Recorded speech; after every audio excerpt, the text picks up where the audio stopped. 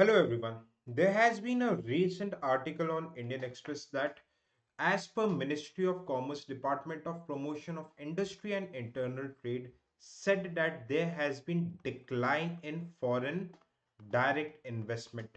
Okay. There has been decline in foreign direct investment for the financial year of 2024. Okay. Now let's understand how important the topic of foreign direct investment, foreign portfolio investment is. Okay. We will try to link the static part related to it, how the questions, some of the important data as shared in the budget of the last year as per the economic survey. Okay, and what are the pyqs that has been constantly asked. This is the pyq of 2020, this is the pyq of 2021. Okay, this is the pyq of 2017, and I will give you also a thumb rule that if any question related to FDI or related to exchange rate comes, how you have to think, how you are going to reach to the correct answer. So let's see what is the news. The news is that recently the FDI has declined. Okay. Now, why FDI has declined? Let's first try to answer the why component. There can be probable reasons. These probable reasons can be asked in your mains examinations as well. Okay. Before answering the why component, first we need to understand what is FDI, what are the sectors, what are the some of the relevant data. Then we will answer the why part, and then we will look at the some of the probable PYQs, and then I'll give you the thumb rule. Okay, so the recent data says top state receiving FDI is Maharashtra. Top country from where FDI is coming is Mauritius. Top sectors are computer, service, and construction activities. Okay. In service sector, we have the highest gross FDI. All right. And top sources of FDIs. Okay. Top sources of FDIs are Singapore. Actually, what have been done? Okay. This is the data of 2023, and this is the total compilation data of from 2000 to 2024. Okay, overall in last 24 years we received maximum FDI through Mauritius, but in 2023-2024 we received maximum FDI from Singapore. Total service sector, okay, and for this year the highest has been received from Maharashtra. The source is Ministry of Commerce. Now let's understand what is FDI and what is its difference between foreign portfolio investment. FDI, if any individual who is planning to invest in India for a longer duration, okay, they are said to be foreign direct investment. What is longer duration? Either they are investing in business, either they are taking over any Indian company. I'll give an example. For example, Honda, a company of Japan that invested in India, okay, they are coming to India for a longer term. They are bringing their management culture, they are bringing a lot of capital, they are bringing good technology. Okay, so Honda has established its manufacturing plant in some parts of India. Okay, so it will come under foreign direct investment. Okay, they may collaborate with Indian industries as well. For example, Honda collaborated with Hero, that made Hero Honda. Okay, they generally invest in physical assets like factories, office, infrastructure. Okay, they also have control over the management. For example, in Hero Honda, the Japanese companies, the Japanese professionals had a decent control over the management of Hero Honda in India. Okay, they are having high risk because they are in India for a longer term. They would be exposed to the disaster conditions, they would be exposed to the political situations, the political instability, the terrorism. Okay, the communalism, all such. So they are would be having higher risk because they would be having the physical presence in India. Okay, but they would be more stable as investment are less prone to withdrawal. They cannot just a single click of their mouse from the computer, they cannot just wind up their business and go back to their own country. Okay, if even if Honda wants to withdraw their operations from India, it will take 6 to 8 months. But on the contrary, foreign portfolio investor, it means that any foreign individual company or a corporate who want to invest in stock market of India, for that purpose they do not directly need to come to India. Even by sitting at their own country, they can invest in Indian stock market. Okay, they generally invest in financial assets like stock, bonds, and mutual funds. Okay, but they since they are purchasing the share of any company. Let's say X company of US is purchasing the share of Tata. That doesn't mean that ownership of Tata, the management decisions of Tata would be transferred to the FDI holders. But FDI holders have the management control. They have the decision making power. They are having lower risk. If suppose if there is any political turmoil in India, they could easily sell their shares sitting at their own country and run off from India. But they are highly volatile. At just a single click of computer, they can sell or they can purchase the shares. So they are highly volatile and have less stability. Okay. Now let's see why the FDIs are shrinking in India. Let's try to answer the factor why. Okay. First of all, okay. First of all, we are trying to answer the why component. There is high US Fed Reserve,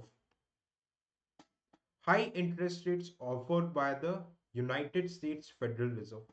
Since there is high interest rate on investment on United States Federal Reserve, so all the foreign direct investment, foreign portfolio investment are going to invest in US economy because US economy is much more mature economy as compared to India. Okay, they have much more political stability. So this process is said to be capital flight. The money is flying from India. It is the PYQ, UPSC PYQ of 2022. They ask questions of capital flight. Okay. Next, what could be the next factor? Okay. There is after when Trump won the election, he started the purpose of anti-globalization or globalization or the process of globalization. Just like the process of Make in India, India first, Trump has started America first policy. So under this policy, the big US companies, the big companies are motivated and are being incentivized to invest in their domestic economy rather than investing in India. Okay. Next, what increase in tax rate of India? For example, recently capital gain tax in India, the long-term capital gain tax in India have been increased. So increasing tax is a kind of disincentive for anyone who would like to invest in India, especially for the foreign portfolio investors. Apart from that, there are geopolitical tensions like Israel, Hamas, Russia, Ukraine, that is also limiting, that is also creating a crunch of funds all across the globe. That is, in short, limiting investment in India. Okay, not last but not the least, India's policies of Make in India. Sometimes there have been US have also dragged India to the World Trade Organization for violating the fair and equitable treatment in trade. How India has been giving subsidies to the domestic companies for the manufacturing of solar power plants. It has been challenged by US in WTO and India lost the case. Okay. So these factors are somewhat inhibiting FDI in India. Okay. These points are very important from the perspective of mains examination. Now, now let's understand one more criteria that needs to be mentioned here. Foreign portfolio investment, they are also treated as FDIs. If any company, let's say X company of US is there, they are acquiring 10%, more than 10% shares of Tata Motors, more than 10% shares of Motors of their total paid up capital, it would be treated as FDI because that means they are having 10% ownership of the company. Okay, they can manipulate the stock prices. So in order to ensure stability, they are treated as FDI. Now let's come to some of the PYQs. With reference to foreign direct investment, which of the following is a major characteristics? Okay, major character. What is the major characteristic? It is investing through capital instruments, essentially listed company. No, it is FPI. What we just saw, they are largely non-debt creating capital flow. They are non-debt. Debt means udhar. Foreign direct investment is not a kind of a loan. They are non-debt. ये कोई उधार नहीं होता. The companies are investing by themselves in not in any expectation of return from government of India. It's just a business model. So B is the correct answer. No, it does not involve the debt servicing. Investment, no. In government securities, it's FPI. So B is the correct answer. It has been asked in 2020. Okay. The question of 2021. Which of the following can be included in FDI? Okay. When we read the static in our external sector, we have two accounts. The current account, one is balance of trade that includes export and import. The other part is intangible. Balance of trade is tangible. Intangible includes services. First is includes services, income from profit, and transactions like remittance, etc. And the other account is capital account. Capital account includes FDI, FPIs. Second category is NRI deposits, and third category is external commercial borrowing. So if you basically knew that FDI, FPA is totally separate from NRI category, you could easily eliminate the fourth option. And yes, foreign currency convertible bonds, it can come to it. Foreign institution investments, it means the same as FPI with condition of 10% of more. They come under this, what you call this, foreign direct investment. GDR, it is a type of a participatory note. Yes, it is also a type of FPI with certain conditions. It can also come under FDI. So 1, 2, 3 can come, but 4 cannot because it's a separate category. Next question. Which of the following have occurred in India after its liberalization policies in 1991?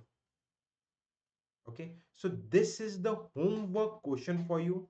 It also have the component of FDI. You are going to answer this question to me in the comment section. Okay, so this was about the session, and I'll give you a thumbnail because there are a lot of questions this year. There are news like internationalization of rupees, which was very much in news. The UPI payment, the its norms are being expanding. Okay, in the countries like Middle East, in the countries like France, Sri Lanka, Nepal. Okay, so there can be a question related to rules of exchange. Why we say $1 sometimes equal to 80 rupees, sometimes $1 equal to 90 rupees, and many times $1 equal to 60 rupees. Why it is so? Let's understand this thumb rule. Let's say we are talking about dollars in Indian economy. If there is high availability of dollars in Indian economy, that means their demand would be very, very less. If their demand is less, their value would be less. It will lead to depreciation of dollars. Okay, depreciation of dollars. And if there is depreciation of dollars, that means there is appreciation of rupees. If one is getting depreciated, is one is getting weak, the other one is getting strong. So earlier, if $1 was 80 rupees, the depreciation of dollar would be 60 rupees. How it is related to FDI? If there is high FDI in India, there would be high availability of dollars, its demand would be low, and there would be depreciation of dollars.